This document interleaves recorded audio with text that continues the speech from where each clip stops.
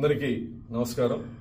గత 2 రోజులుగా YSR Congress party social media కొన్ని యూట్యూబ్ ఛానల్లో నేను భగవద్గీతని అగౌరవపరిచినట్లు, హేళన చేసినట్లు అసత్యపు ప్రచారాలు చేయడం జరుగుతూ ఉంది. నేను ఎక్కడా కూడా భగవద్గీతని గాని ఇతర మత గ్రంథాలని గాని కించపరిచే వ్యాఖ్యలు చేయలేదు. కేవలం డాక్టర్ బాబాసాహెబ్ అంబేద్కర్ గొప్పతనం, భారత రాజ్యాంగం యొక్క గొప్పతనాన్ని చెప్పే ప్రయత్నం చేశాను.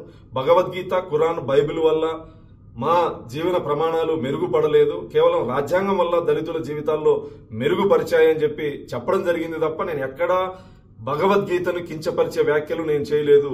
హిందూ సమాజాన్ని కించపరిచే వ్యాఖ్యలు నేను చేయలేదు. కేవలం ఆంధ్రప్రదేశ్లో ప్రస్తుత పరిస్థితులు, తుఫాను ప్రభావిత ప్రాంతాల్లో గౌరవ ముఖ్యమంత్రి గారు చేస్తున్నటువంటి కార్యక్రమాలు, ప్రజలు హర్షం చేస్తున్నటువంటి పరిస్థితుల్లో కేవలం డైవర్షన్ కుట్రలో భాగంగా YSR Congress party social media చేస్తున్నటువంటి అసత్యపు ప్రచారం. నేను హిందువుని, దళితుణ్ణి. గౌరవ ముఖ్యమంత్రి గారు నాకు టీటీడీ పాలక మండలి సభ్యుడిగా అవకాశం ఇస్తే నా నియోజకవర్గంలో శ్రీనివాస్ కళ్యాణం నిర్వహించాలని చెప్పేసి 8 నెలల క్రితమే నేను లేఖ రాసిన వాడిని. గౌరవ ముఖ్యమంత్రి గారు 5,000 గుళ్ళు నిర్మాణం చేయాలి అని చెప్పేసి టీటీడీని ఆదేశిస్తే ఎక్కువ శాతం దళితవాడల్లో ఈ దేవాలయాలు నిర్మించాలని చెప్పేసి నేను టీటీడీకి విజ్ఞప్తి చేసినటువంటి వాడిని.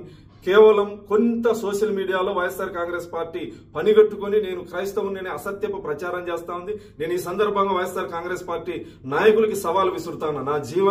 నేను పుట్టిన ఊరిని వెళ్లి మీరు విచారించుకోండి. మా తాతల కాలం నుంచి నేను హిందువుని, వెంకటేశ్వర స్వామి మీద భక్తి ఉన్నటువంటి వాడిని. మీ కరుణాకర్ రెడ్డి లాగా ఇంట్లో ఒక మత ఆచారాన్ని ఆచరించి, క్రైస్తవ మతాన్ని ఆచరించి పదవి కోసం బయట హిందువుల డ్రామాలు ఆడేటువంటి వ్యక్తిని కాదు. నేను హిందువుని, దళితుణ్ణి, వెంకటేశ్వర స్వామి మీద నమ్మకము, భక్తి ఉన్నటువంటి వాడిని. దయచేసి నా హిందూ సమాజం వైఎస్ఆర్ కాంగ్రెస్ పార్టీ చేసేటువంటి కుట్రలో భాగస్వామ్యం కావద్దని చెప్పేసి ఈ సందర్భంగా విజ్ఞప్తి చేస్తూ, భగవద్గీతను నేను కించపరిచానని మీ మనోభావాలు దెబ్బతింటే నేను ఒక హిందూ సోదరుడిగా నేను మిమ్మల్ని క్షమాపణ అడుగుతాను.